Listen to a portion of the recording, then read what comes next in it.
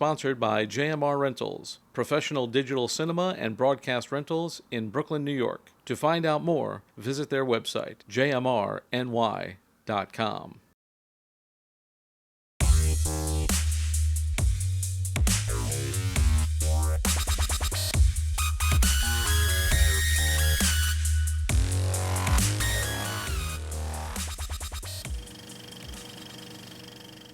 Hello and welcome to No Rest for the Weekend, where we go behind the scenes and talk to the creators of independent entertainment.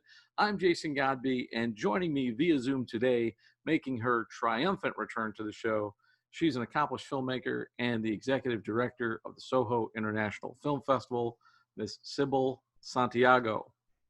Welcome back, Sibyl. Hi, Jason. Thank you for having me back. It's great to have you back. It's great to see you. I'm sorry we didn't get to see each other on a red carpet this year like we have been. I want to talk to you about the festival and kind of how everything is going. But how are you? How are you doing and coping with all the mishigas that's happening today? I'm good. I'm coping like everyone else. It's a brave new world that we have to adjust to for at least for now. And I think as you and I were probably talking about earlier, that it's a brave new world that I think some of these changes are going to be staying for quite a bit. So it's something to adjust to. It's a lot of learning curve to learn and get into. But I think in the long run, there's some good things also that we can come up with. I want to talk to you about the festival because you guys normally run in the summer, and we're usually in the lobby with you in the heat. And it's usually great. We've had a great time at Soho, and it's a really well-run festival. You guys are in your, is this 10th or 11th year this year? 11th year. 11th year. Amazing. You guys decided to go virtual, and you pick a platform. So can you tell me a little bit about that decision, and why do a virtual fest as opposed to just say, 2020 is a tire fire. Let's just move on to 2021. No, the decision to go fully virtual, we didn't take very lightly at all. It actually took us a lot of thinking to really plan whether we wanted to do the virtual at all, because the festival thrives very well as a live event. Our filmmakers really look forward to a lot of our collaboration events that follow the festival. So this was something we kept trying to decide on, which is the reason why we pushed our dates. Actually, we had to push it 2 times this year because, of course, June we knew wasn't going to happen. We were really trying to wait it out to see if things got better, especially here in New York City, for us to be able to do the live event. When it was clear that there was just no real 100% safe way of creating the event, because what's important to us is the safety, obviously, of our filmmakers, of our attendees, of our volunteers that come from the festival, we made the decision to go virtual.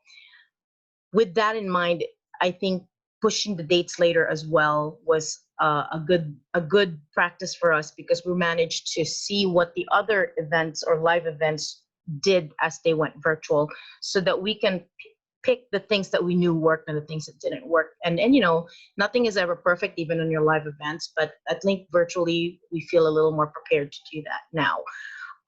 In terms of the decision to cancel versus continuing the event, it never crossed our mind to cancel this year. Being a filmmaker ourselves, and we work with so many filmmakers that really have put so much blood, sweat, and tears in their projects to get it up and running this year, and hoping to get for distribution for hopefully.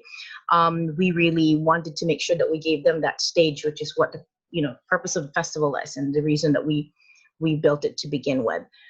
There is advantages of going virtual, though. I feel we actually have a better reach right now in terms of those buyers and distributors and reps that are looking for content. Because it's virtual, we have a bigger reach. So we are able to at least give that to our filmmakers, which is the reason we decided this is the good time to put the festival up, because this is the time that they're looking for content. Yeah, I think it's interesting, and we've been talking to several different festival directors, and we've covered film festivals virtually. It's interesting, to say the least. with everything you guys been going through, I mean, you're in it right now in terms of, Yes. going through this process. Do you see like, have there been challenges in particular that you're facing? And is there anything that if another film festival director is watching this, that they should look out for if they want to plan a festival for like next year? In terms of virtual, you mean? Like, yeah, the challenges of going virtual, or anything that you've Um, I experienced, like think, bumps in the road, that kind of thing. yeah, I think probably the biggest challenge we had, and I think most of the directors that I've spoken to this year as well had the same thing. It's just really the timing, because it took us a while to kind of go ahead and decide to do the virtual situation. So if this continues to next year and we have to do it again, I think most of the festivals, if they haven't done so, would be a little bit more equipped.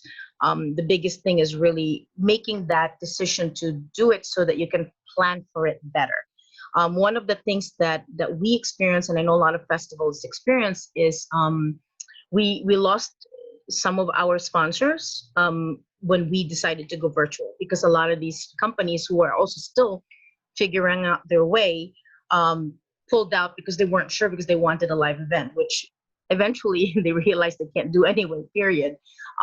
So that's one thing that I would probably give heads up to anyone that's just about to go to a festival, to have that conversation now, because a lot of the bigger sponsors also, they have different requirements for live events versus digital. And even though technically this falls in the digital space, it's also the only option right now in most cases. So it's not like you have, they have an option to do it somewhere else. So if you have that conversation early, I think it would help a lot. We were worried that we wouldn't be able to do the festival when we had one of our major sponsors pull out, but thank God at the last second, we have some of the smaller partners that did come through so that we can put this up, because they believe in the festival and they believe in what we're doing. I think besides that, it's really just the prep of it, because not everyone is tech savvy. So if you're dealing with, in our case, almost 100 filmmakers trying to make sure that they upload their materials and such, and kind of get them set up, which is my big battle right now with what we're doing, having these Zoom virtual Q&As and live panels, just making sure that everybody's ready and the timing works is going to be a big challenge. Not impossible. It is just a challenge. It just means, really kind of giving them more support, because there will be a majority of them will need that technical support to get themselves up with you. Yeah, we covered the Greenpoint Film Festival, which was earlier this year, and they did a drive-in thing, and they had like Mm-hmm. socially distant gatherings and so forth.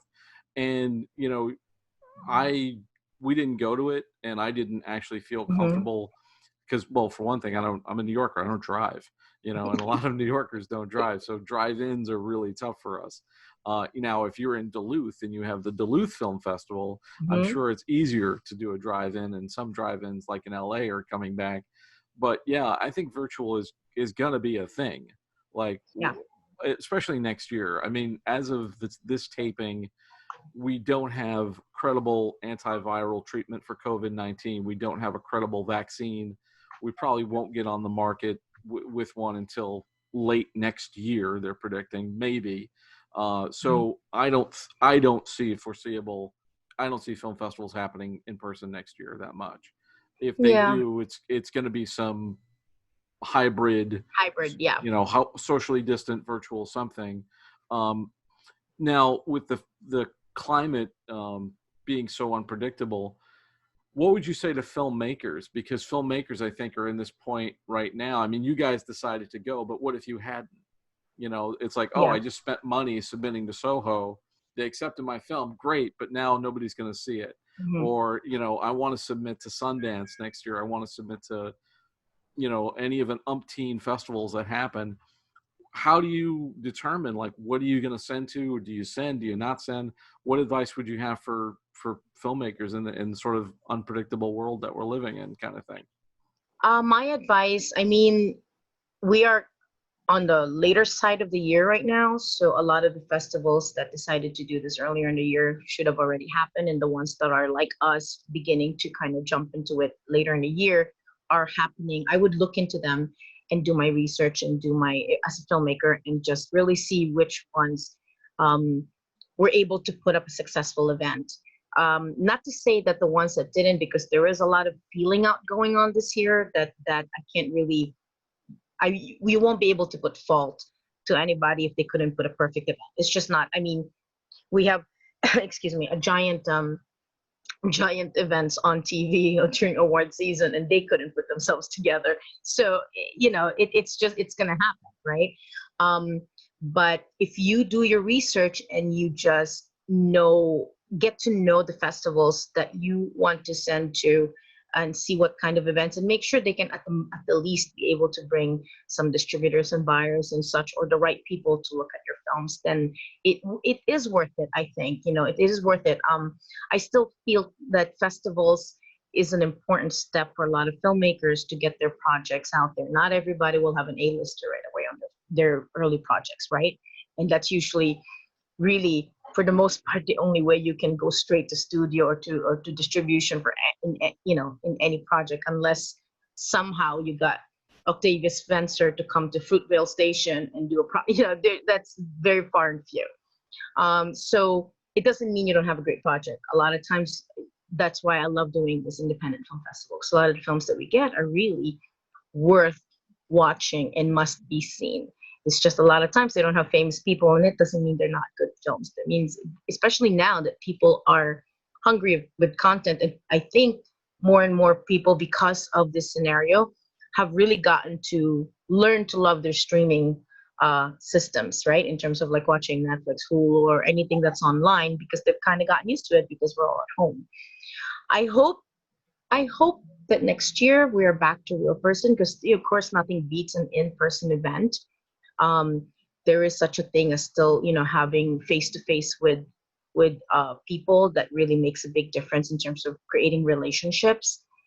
So if next year is as bad as this year, and I pray to God it's not, but there is a chance, right? Because if the way things are going in this country, at least we don't know if we can get through this quicker or not. But if it is back on this system or a hybrid system, I think it can also be a benefit if you start learning now how to navigate through it.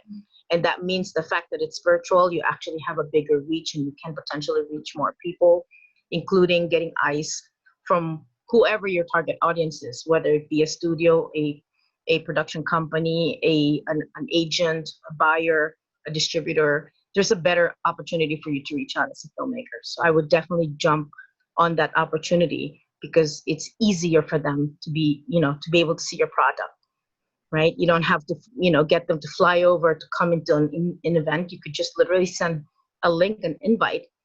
And if there's someone particular that you really want to reach out to, you can. So it's actually not a disadvantage. I think there's a lot of advantages to it that you can definitely use as a filmmaker. Yeah, that kind of brings me to my next question, because so you guys you're normally a summer festival, you're going in the fall, you're actually running at the same time as other festivals as a result, because it's not like you guys all get together and schedule, when you're going to run.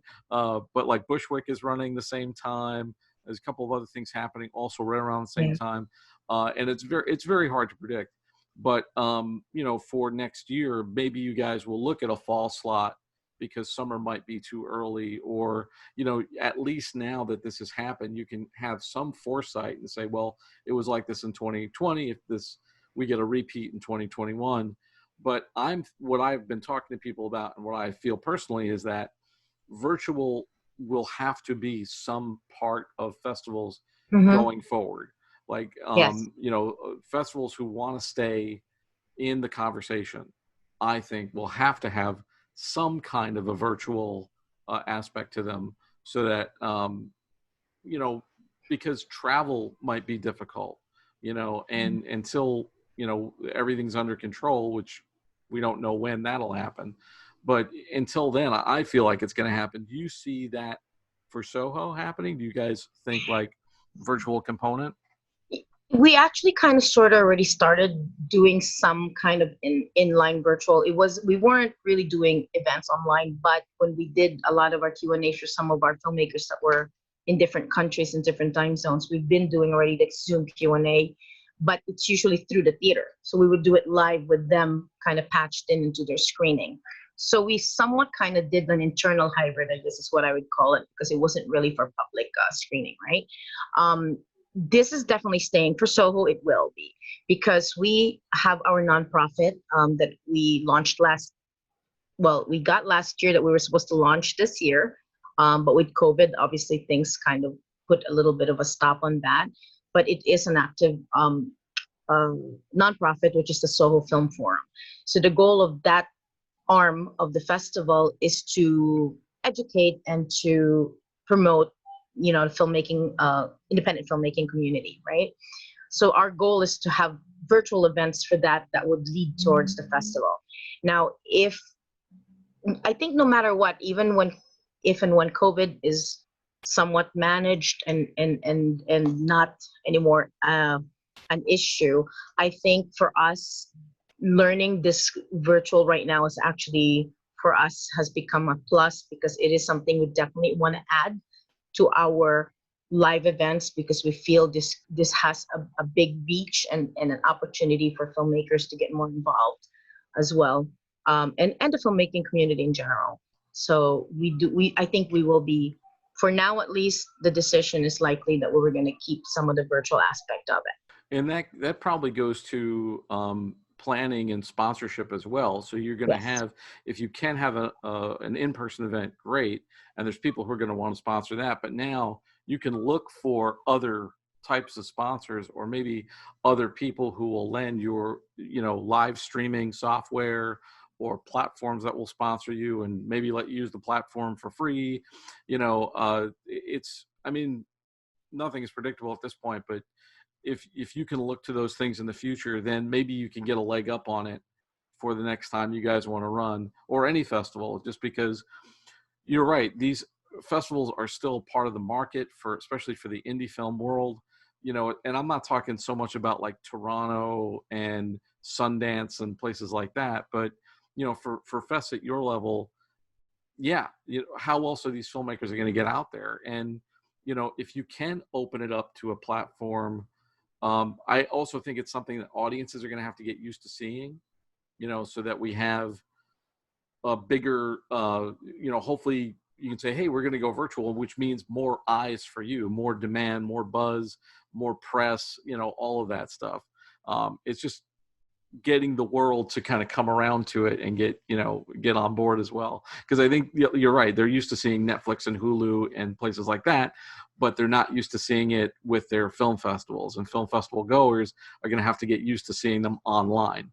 But anyway, so for people who want to know more about the festival and about what you guys are doing, where can they find you on the web? You can find us at our website, sohofilmfest.com. That's SOHO filmfest.com. And there's a link there that goes to our film guide for this year. And there's also a link there soon going to be on for our virtual page as well. So it's an easy access right from the website. You can get to all the information for the festival this year. And just to tag on to what you're saying before, I really think that this is the mid-tier and lower tier festivals are actually very, very important for independent filmmakers, because I still think that this is necessary to be a stepping stone so that people can get to know and see your projects and get eyes on it, which is one of the reasons that we do have this festival. And I really, really commend and I give props to also all the other festivals in our, that are in our levels and the smaller festivals, because it's a big project to put together, and most of those that put these mid-tier and lower tier festivals are really avid fans and really supporters of the community, which is why they're there and doing this for practically a lot of times no money. We started as a grassroots festival, as you know. I think I've mentioned in your last interview, literally as a loft kind of screening, just to help out other filmmakers that we know wanted and needed a stage to show their films that they worked so hard on. And I still think that that's a very important factor for a lot of filmmakers to, to move forward, to move up into sort of their career in making films.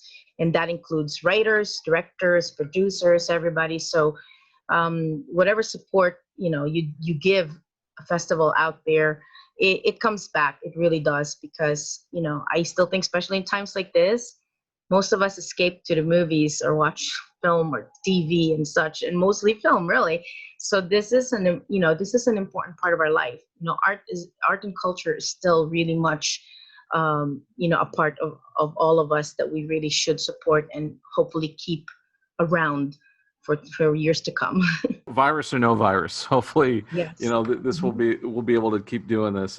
Thank you so much for being on the show again. Thank You're welcome you. back anytime. Hopefully we'll be able to talk to each other next year. I would love to talk to you in I person. know, I miss seeing people in person. Yeah, it would be great. And hopefully we'll be able to cover the festival.